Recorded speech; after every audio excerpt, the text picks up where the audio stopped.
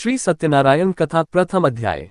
एक समय की बात है, नैशुरण्य तीर्थ में शनिकादि 88,000 ऋषियों ने श्री सूत जी से पूछा, है प्रभु, इस कलियुग में वेद विद्या रहित मनुष्यों को प्रभु भक्ति किस प्रकार मिल सकती है तथा उनका उद्धार कैसे होगा। हे मुनि श्रेष्ठ, कोई ऐसा तप बताए जिससे थोड़े समय में ही पुण्य मिले और मनवांछित फल भी मिल जाए। इस प्रकार की कथा सुनने की हम इच्छा रखते हैं। सर्वशास्त्रों के ज्ञाता सूत जी बोले, हे वैष्णवों में पूज्य, आप सभी ने प्राणियों के हित की बात पूछी है, इसलिए मैं एक ऐसे श्रेष्ठ व्रत को आप लोगों को बताऊंगा जिसे नारद जी ने लक्ष्मी नारायण जी से पूछा था और लक्ष्मीपति ने मुनिश्रेष्ठ नारद जी से कहा था। स्तुति करते हुए नारद जी बोले, हे भगवान, आप अत्यंत शक्ति से संपन्न हैं, मन तथा वाणी भी आपको नहीं पा सकती है। आपका आदि मध्य तथा अंत नहीं है। निर्गुण स्वरूप सृष्टि के कारण भक्तों के दुख को दूर करने वाले आपको मेरा नमस्कार है। नारद जी की स्तुति सुन विष्णु भगवान बोले, हे मुनिश्रेष्ठ, आपके मन में क्या बात है? आप किस काम के लिए पधारे हैं? उसे निसंकोच कहो। इस पर नारद मुनि बोले कि मृत्युलोक में अनेक योनियों में जन्मे मनुष्य अपने कर्मों के द्वारा अनेकों दुख से दुखी हो रहे हैं। हे नाथ, आप मुझ पर दया रखते हैं तो बताइए कि वो मनुष्य थोड़े प्रयास से ही अपने दुखों से कैसे छुटकारा पा सकते हैं। श्रीहरि बोले, हे नारद, मनुष्यों की भलाई के लिए तुमने बहुत अच्छी बात पूछी है।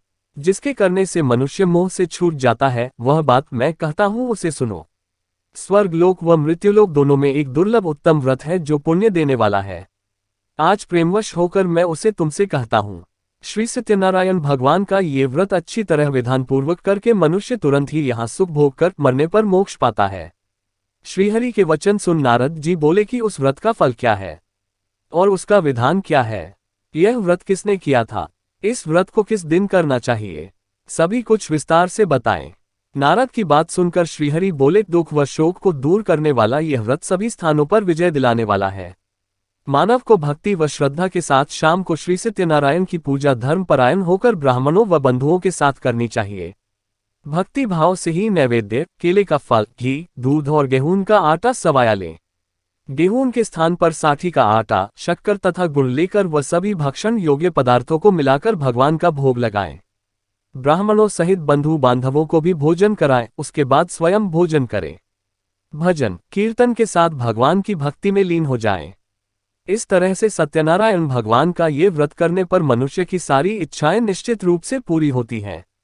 इस कलिकाल अर्थात कलियुग में मृत्युलोक में मोक्ष का यही एक सरल उपाय बताया गया है।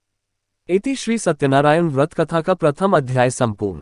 श्रीमन नारायण नारायण नारायण, भज मन नारायण नारायण।